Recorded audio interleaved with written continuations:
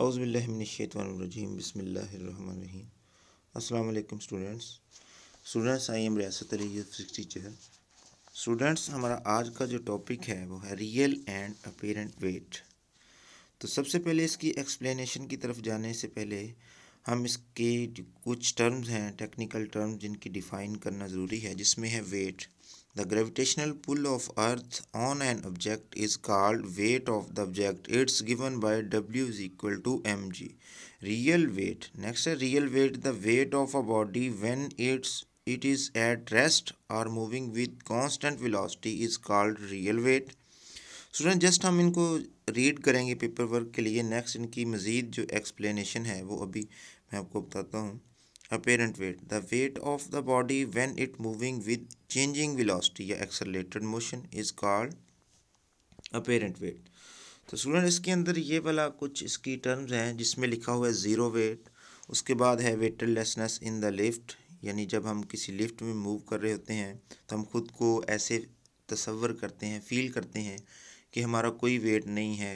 उसके बाद है कुछ केसेस हैं कि जब लिफ्ट अपवर्ड मूव करेगी तब हम क्या फील करेंगे, जब लिफ्ट डाउनवर्ड मूव करेगी तब क्या हम फील करेंगे। जब उसके बाद है अगला केस कि जब lift is moving downward with acceleration, ये डाउनवर्ड वाली केस है। जब है कि फ्री फॉलिंग, अब वो फॉर एग्जांपल मूव कर रही थी लिफ्ट डाउनवर्ड, अब उसकी स्ट्रिंग जो है अचानक से टूट गई है, ब्रेक कर गई है, तो उसके बाद हम कैसे फील करते हैं खुद को।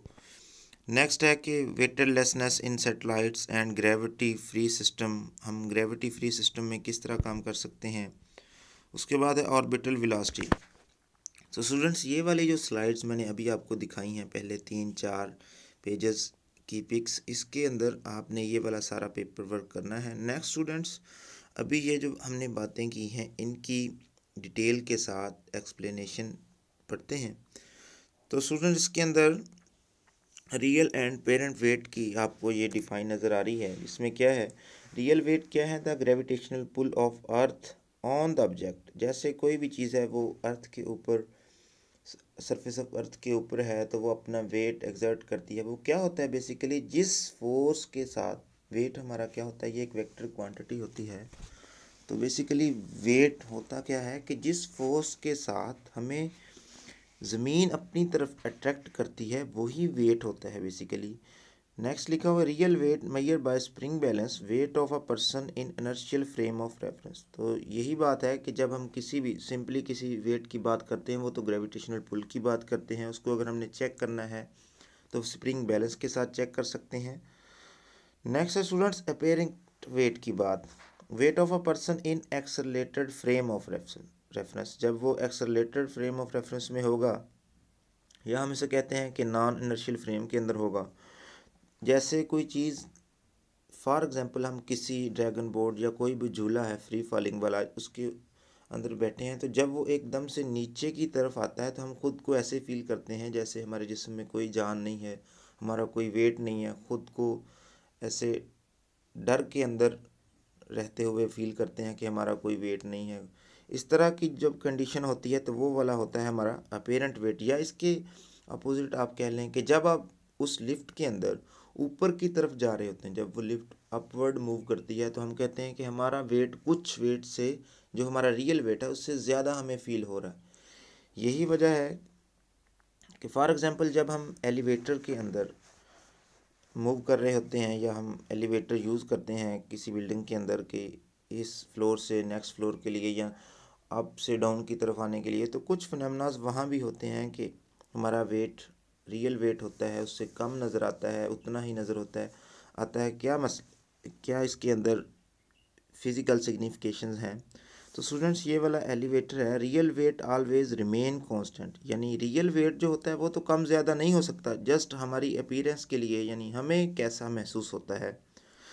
In an elevator only apparent weight will change, real weight will be presented by W, apparent weight will be represented by T. तो स्टूडेंट्स, ये वाली जो अब हम कैलकुलेशंस करेंगे उसके अंदर जो हमारा अपीरेंट वेट है उसको हम टी के साथ डिनोट करेंगे, जो हमारा रियल वेट होगा उसको हम क्या करेंगे, डब्ल्यू के साथ डिनोट करेंगे। और ये वाली डिनोशन हमने किस लिए रखी है कि हमें पता चल जाएगा कि हमारा जो रियल वेट है वो अपेरेंट वेट यानी टी से कम है, किस केस में टी से ज़्यादा है, यानी टी हमारा अपेरेंट वेट है, जो हमें फील होने वाला वेट है वो कम है हमारे कांस्टेंट यानी रियल वेट से। अब ये स्टूडेंट्स नेक्स्ट है, सबसे पहले इस फिनोमेना को समझने के लिए कि बॉडी कोई अपवर्ड जा रही है उसका मैस ज़्यादा फील होता है या डाउनवर्ड जा रही है, इन केसेस को समझने के लिए हमें कुछ कॉन्सेप्ट्स की बात करनी है कि कॉन्सेप्ट्स ऑफ नेट फोर्स क्या है। नेट फोर्स स्टूडेंट्स वही होती है जो किसी बॉडी के ऊपर एक्ट करने वाली, जब हम फॉर एग्जांपल वेक्टर्स एडिशन करते हैं तो जो हमारे पास सम आता है तो वही बेसिकली नेट फोर्स होती है। अगर इस तरह से आपको नहीं समझ आ रही तो ये देखें, ये डायग्राम है। मोवो टॉप के ऊपर जो लेफ्ट साइड पे, एक साइड पे लग रही है 2 न्यूटन फोर्स ए पॉइंट के ऊपर, दूसरी साइड पे लग रही है 8 न्यूटन। तो स्टूडेंट्स हम इसके ऊपर ये नहीं कह सकते कि इस बॉडी के ऊपर अगर हम ये बात करेंगे कि टोटल फोर्स कितनी लग रही है, ये तो है नेट 10 न्यूटन फोर्स। अगर हम इसकी नेट फोर्स निकालेंगे तो वो वेक्टर एडिशन के हिसाब से, अब इसमें रूल होगा वेक्टर सब्ट्रैक्शन का, तो हम वो वाला यूज़ करके 6 न्यूटन ये वाली इसकी नेट फोर्स है। अब स्टूडेंट्स नेक्स्ट देखें, बी पार्ट की तरफ इसके जो बी वेट है उसके ऊपर 10 न्यूटन फोर्स लग रही है और साथ में 2 न्यूटन लग रही है। अब देखें इन दोनों की डायरेक्शन एक ही है, तो हम ये कह सकते हैं कि इसके ऊपर ये जो नेट फोर्स है वो 12 न्यूटन है। तो स्टूडेंट्स ये वाला सी पार्ट देखें, अगर दोनों साइड्स पे इक्वल फोर्स हमें एक्ट करती हुई नज़र आ रही है तो सी पार्ट में 8 न्यूटन, तो ये वाला बॉडी जो होगी ये वाली इक्विलिब्रियम में होगी, इस पर कोई नेट फोर्स एक्ट नहीं करेगी। स्टूडेंट्स हमारा टॉपिक निहायत सिंपल है। अब देखें, अब हम एलिवेटर के अंदर हैं, फॉर एग्जांपल हम किसी लिफ्ट के अंदर खड़े हैं, तब क्या है कि वो वाला हमें किस तरह से हमारा मैस किस तरह से अपीयर होगा। फॉर एग्जांपल जब रेस्ट में है वो वाला जो एलिवेटर है तो उसमें क्या होगा, हम मोस्टली ये पढ़ते आ चुके हैं कि हम छोटी क्लासेस में भी पढ़ चुके हैं ये वाली बात कि जो टेंशन और वेट क्या होते हैं एक दूसरे के ऑपोजिट होते हैं। ये बात 9th क्लास में भी सभी लोग पढ़ चुके हैं कि जो टेंशन और वेट होता है वो क्या होता है, एक दूसरे के ऑपोजिट होता है। अगर तो टेंशन और वेट की जो क्वांटिटीज़ हैं वो आपस में इक्वल हो जाएं तो वो वाली बॉडी हम क्या कहते हैं, एट रेस्ट होती है, या कह सकते हैं कि वो इक्विलिब्रियम में होती है। फॉर एग्जांपल आप अपने हाथ के साथ कोई भी मैस है वो आप हैंग कर लें, अगर तो आपके जो हाथ में वो वाला मैस आपने हैंग किया है उन दोनों के दरमियान जो आपने टेंशन और जो वेट उसका नीचे की तरफ डाउनवर्ड एक्ट कर रहा है, इन दोनों के दरमियान इक्विलिब्रियम होगा, यानी दोनों सेम होंगे टेंशन और वेट। इस तरह नहीं तो आप यूँ उसकी एग्जांपल सेकेंडली ले सकते हैं। फॉर एग्जांपल आप किसी स्ट्रिंग के साथ कोई भी चीज़ ऐसे हैंग कर दें, वो स्ट्रिंग कब तक नहीं टूटेगी, जब तक उसकी टेंशन और वो वाला जो वेट है दोनों की क्वांटिटी इक्वल होगी। फॉर एग्जांपल इसमें से वेट बढ़ जाए तो स्ट्रिंग टूट जाएगी, तब वो इक्विलिब्रियम में नहीं होगा, वेट ज़्यादा होगा। फॉर एग्जांपल हम उसकी टेंशन बढ़ा दें तो वो वाला मैस आप ऊपर की तरफ खींच सकते हैं, जैसे हमने 9th क्लास में वो वाले टेंशन वाले स्ट्रिंग वाले सारे एक्सपेरिमेंट्स किए थे। तो स्टूडेंट्स के अंदर है, अगर तो बॉडी एट रेस्ट है तो वो क्या होगा, T माइनस डब्ल्यू, यानी ये दोनों एक दूसरे के क्या हैं, अपोजिट हैं। अगर हम T और W को इक्वल रखेंगे तो जब इक्वल की दूसरी साइड पे लेके जाएंगे तो उसमें क्या होगा, T माइनस डब्ल्यू आ जाएगा। तो ये वाला है हमारा मैस जो हमें शो होता है हम किस फोर्स के साथ उस वाली एलिवेटर के ऊपर खड़े हैं, यानी फोर्स होती है MA, तो इसमें है T माइनस डब्ल्यू is equal to MA। Next है स्टूडेंट्स, अगर हम बात करें कि एलिवेटर एट रेस्ट है तो हम किस तरह से अपना वेट निकाल सकते हैं कि हमारा रियल वेट कितना होगा, अपेरेंट वेट कितना होगा अगर हम उस एलिवेटर यानी रेस्ट पोजीशन के अंदर उस एलिवेटर के अंदर हैं, यानी वो एलिवेटर रेस्ट के अंदर है, वो एलिवेटर मूव नहीं कर रहा, अब हम उसके अंदर हैं। तो when elevator is at rest a is equal to 0, यानी उसके अंदर जो एक्सेलेरेशन है उस लिफ्ट के अंदर या एलिवेटर के अंदर वो 0 है। तो उसी इक्वेशन ये वाली, इसी में हम क्या करेंगे, ए की वैल्यू जब 0 पुट करेंगे तो T is equal to W आ जाएगा, जब हम डब्ल्यू को इक्वेशन की राइट साइड पे लेके जाएंगे, क्योंकि हमने ए वाला जो फैक्टर है वो 0 करके मैस को भी 0 कर दिया। जब हम इसमें से डब्ल्यू को राइट साइड पे लेके जाएंगे तो t इज इक्वल टू डब्ल्यू, यानी इसका क्या मतलब है, t हमारा अपेरेंट वेट है, w हमारा रियल वेट है। तो इसमें स्टूडेंट्स हमने ये साबित कर लिया कि जब एलिवेटर एट रेस्ट है तो हमारा कोई वेट हमें ज़्यादा फील नहीं होता, कोई भी हमारा रियल वेट से लेस फील नहीं होता। इसका मतलब है कि जो रियल वेट है वो अपेरेंट वेट के इक्वल है। अब स्टूडेंट्स हमारा है next case, elevator accelerating upward. जब हमारा जो एलिवेटर है वो अपवर्ड मूव कर रहा है तो इसके साथ स्टूडेंट्स हमें ऐसा फील होगा कि हमारा वेट रियल वेट से कुछ ज़्यादा है, यानी अपीयर ज़्यादा होगा, हमें ऐसे फील होगा। इसके अंदर क्या है कि स्टूडेंट्स हमने ये लिखा है t माइनस डब्ल्यू। ये मैंने क्यों लिखा है कि जो टेंशन है, जो इसका एक्सेलरेशन है टेंशन के डायरेक्शन में है, यानी जिस साइड को उसकी डायरेक्शन है उसी साइड में उसकी क्या है, टेंशन है। इसीलिए मैंने t माइनस डब्ल्यू is equal to m a लिखा है। जब लिफ्ट डाउनवर्ड मूव करेगी तो स्टूडेंट्स हम पहले W लिखेंगे, इसमें लिखा है T माइनस डब्ल्यू। नेक्स्ट वाले केस में हम लिखेंगे W माइनस टी, यानी हम एक्सेलरेशन के अलॉन्ग वेक्टर लिख लेंगे T माइनस डब्ल्यू is equal to m a. तो इसमें अगर हम W को राइट साइड पे लेके जाएंगे तो क्या होगा, W प्लस एम ए। अब W जो वेट होता है ये भी स्टूडेंट्स आपको पता है कि W is equal to m g होता है। अब देखें हमारा t है रियल वेट, अब उसमें एक फैक्टर ऐड हो गया w is equal to m g plus m a, यानी अगर तो वो लिफ्ट अपवर्ड एक्सेलरेट करेगी तो हमारा जो रियल वेट होगा उसमें हमारा कुछ वेट ऐड होता हुआ हमें अपीयर होगा। तो इसलिए हम कहेंगे हमारा जो अपीयरिंग वेट है, जो अपेरेंट वेट है, वो ज़्यादा हमें फील हो रहा है रियल वेट की निस्बत। तो स्टूडेंट्स नेक्स्ट जो केस है, जब एलिवेटर एक्सेलरेट कर रहा होगा डाउनवर्ड तो तब क्या होगा, तब हमारा रियल वेट, जैसे ही आपने वो एक्सपेरिमेंट किया भी होगा फ्री फॉल वाले झूले पे, कुछ बच्चे बैठ के एक्सपेरिमेंट कर भी चुके होंगे कि जब हम नीचे की तरफ फॉल करते हैं एकदम से तो हमें ऐसे लगता है हमारा कोई वेट नहीं है, हमारे जिस्म में कोई जान नहीं है, हम खुद को हल्का सा फील करते हैं। यही वजह है स्टूडेंट्स, तब क्या होता है व्हेन एलिवेटर मूव्स डाउनवर्ड, जब वो नीचे की तरफ मूव करती है। अब देखें स्टूडेंट्स में मैंने लिखा है कि जो एक्सेलरेशन है वो वेट की डायरेक्शन में, इसीलिए मैंने W माइनस टी लिखा था। जो प्रीवियस केस था उसमें हमने T माइनस डब्ल्यू लिखा था। अब इसके अंदर है W minus t is equal to m a. अब स्टूडेंट्स इसके अंदर हमने जस्ट T की वैल्यू निकालनी है। जब इसको हम अरेंज करेंगे मैथमेटिक्स के रूल के हिसाब से तो इसमें students t is equal to डब्ल्यू माइनस एम में आ जाएगा। तो जब हम t की वैल्यू निकालेंगे तो w की जगह पे m g minus m a. अब देखें स्टूडेंट्स हमारा एम जी यानी ये वाला है रियल वेट। अब रियल वेट से माइनस एम में कुछ फैक्टर माइनस होता हुआ नज़र आ रहा है, तो इसका मतलब है कि हमारा जो रियल वेट है वो कम होता हुआ नज़र आएगा हमारा जो अपेरेंट वेट है वो कम होता हुआ नज़र आएगा हमारे रियल वेट से। तो यही वजह है स्टूडेंट्स के जब हम फ्री फॉल यानी किसी भी चीज़ के अंदर नीचे की तरफ मूव करते हैं या किसी एलिवेटर में तो हम खुद को हल्का सा फील करते हैं, वो यही वजह होती है स्टूडेंट्स। अब नेक्स्ट है स्टूडेंट्स एलिवेटर फॉलिंग फ्रीली।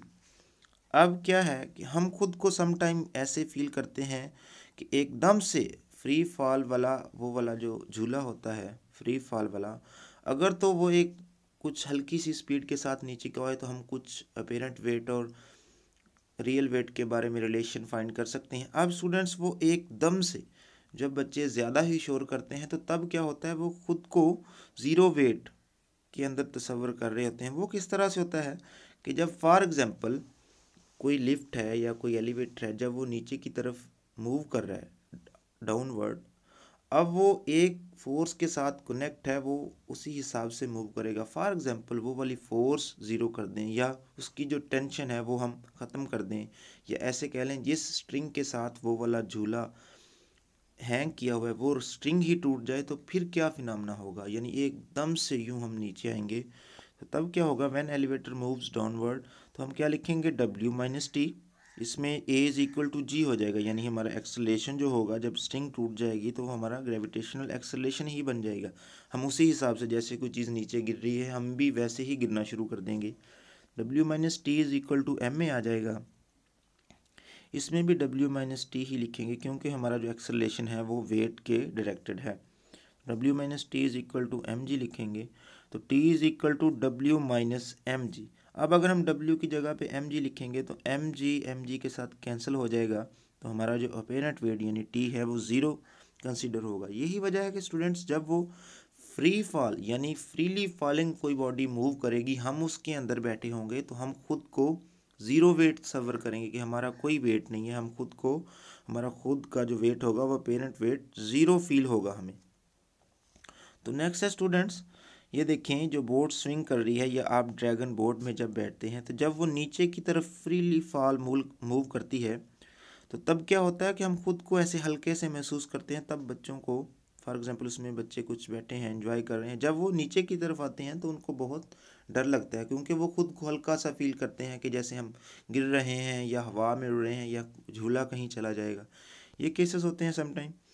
अब स्टूडेंट्स ये है कि जब हम अपवर्ड मूव करते हैं, ये अपवर्ड का केस है, एस्ट्रोनॉट्स जैसे ही जाते हैं या एस्ट्रोनॉमर जाते हैं किसी स्पेसशिप के अंदर या किसी भी वो सैटेलाइट के अंदर मूव कर रहे होते हैं, तो वो खुद को जब अपवर्ड जाते हैं तो वो खुद का मैस ज़्यादा फील करते हैं। जब वो डाउनवर्ड आते हैं, वो स्पेसशिप है जो डाउनवर्ड आते हैं, या हम ऐसे कह लें कि कोई भी चीज़ है हमने सरफेस ऑफ अर्थ के ऊपर गिरानी है तो वो फ्रीली फॉल मूव करती हुई आएगी। फॉर एग्जांपल कोई भी स्पेसशिप है वो प्रोजेक्टाइल मोशन के साथ जब नीचे आएगा, आप ऐसे समझ लें कि आपने एक बॉल फेंकी है, जब आपने उसको फेंका है तो वो अपवर्ड जा रहा है, तो वो खुद, अगर फॉर एग्जांपल उस बॉल के ऊपर कोई चीज़ आप चिपका दें तो वो अपना वेट ज़्यादा फील करेगी। अब फॉर एग्जांपल जब वो बॉल नीचे आ रही है तो जो आपने उसके ऊपर बॉडी चिपकाई है वो खुद को हल्का सा यानी वेटेडलेस फील करेगी।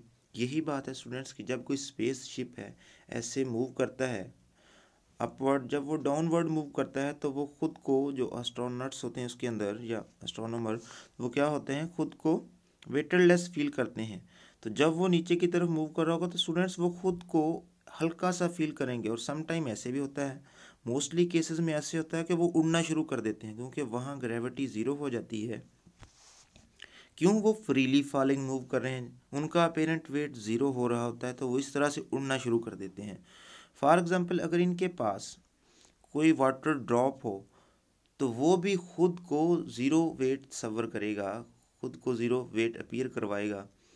तो वो भी क्या होगा, हमारा जो वाटर ड्रॉप होगा जब फ्रीली फॉलिंग बॉडी के अंदर हम मूव कर रहे होंगे तो वो वाटर ड्रॉप क्या होगा, ज़ीरो ग्रेविटी पे होगा। तो वो भी ऐसे बॉल की तरह, आप टेनिस बॉल की तरह उस वाटर ड्रॉप के साथ भी खेल सकते हैं। तो स्टूडेंट्स के अंदर है नेक्स्ट, इसकी जो एक्सप्लेनेशन है इस डायग्राम से आप देख सकते हैं स्टूडेंट्स। ये वाली जो स्लाइड अभी मैं आपके सामने रखने लगा हूँ, ये केसेस तो स्टूडेंट्स हमने रीड कर लिए। अब ये वाला है, इसको आप देखना चाहेंगे कि ये वाला जब कोई भी एलिवेटर है वो ग्रेविटी सिस्टम के अंदर जब मूव कर रहा होता है तो इसकी एक्सप्लेनेशन स्टूडेंट्स आपने गौर से पढ़नी है। मैं जस्ट आपको इसका जो फिज़िकल सिग्निफिकेंस है वो आपको बता देता हूँ। स्टूडेंट्स फॉर एग्जांपल, अभी इस बात को गौर से सुनना है। फॉर एग्जांपल आप किसी आर्टिफिशियल सैटेलाइट में हैं या किसी स्पेस शिप के अंदर हैं, तो जब आप उसके अंदर, वो जब फ्रीली फॉल मूव कर रही होगी या वो रोटेट कर रही है हमारी अलोंग, उसकी डायरेक्शन है सरफेस ऑफ अर्थ के, वो चारों तरफ ऐसे घूम रही है, तो स्टूडेंट्स जब वो डाउनवर्ड आएगी तो ज़ाहिर सी बात है हम अपने वेट को ज़ीरो अपीयर करवाएंगे, हमारा वेट हमें ज़ीरो शो हो रहा होगा, तो हम वहाँ उड़ना शुरू कर देंगे। ज़ाहिर बात है जब हमने वहाँ कोई एक्सपेरिमेंट भी करना है, कुछ चीज़ें नोट भी करनी है, जब हम तो वहाँ उड़ रहे होंगे तो हमारी ग्रेविटी नहीं होगी, तो हम फिर कैसे रुकेंगे, फिर कैसे कोई चीज़ नोट करेंगे। तो स्टूडेंट्स तब क्या होता है, हम आर्टिफिशियल ग्रेविटी वहाँ पे क्या करते हैं, आर्टिफिशियल ग्रेविटी वहाँ प्रोड्यूस कर लेते हैं। वो कैसे करते हैं, ये स्टूडेंट्स एक दफ़ा बात फिर सुन लें कि जब हम किसी स्पेस शिप के अंदर होते हैं, वो स्पेस शिप जब मूव कर रही होती है तो वो फ्रीली फॉल मूव कर रही होती है। हम उसमें ऐसे तस्वर करेंगे हमारा कोई वेट नहीं है, हम तो उड़ रहे होंगे, लेकिन हमने कुछ वहाँ नोट भी करना है किस सेटेलाइट के ऊपर हम जाके रिवॉल्व कर रहे हैं, तो वहाँ तो उसकी सेटेलाइट की इन्फॉर्मेशन हमने लिखनी है। तो जब हम खुद ही उड़ रहे होंगे, हमारा कहीं रुक ही नहीं पाएंगे, तो कैसे नोट करेंगे। तब स्टूडेंट हम क्या करेंगे, एक आर्टिफिशियल ग्रेविटी प्रोड्यूस करवा देंगे। वो कैसे? फॉर एग्जांपल, जब हम अपने हाथ के अंदर किसी भी बर्तन के अंदर पानी डाल के, या किसी बाल्टी समझ लें उसके अंदर पानी डाल के, जब उसको अपने ऐसे हाथ में पकड़ के यूं घुमाते हैं, तो जब वो पानी ऊपर भी जाता है तो वो पानी गिरता नहीं है।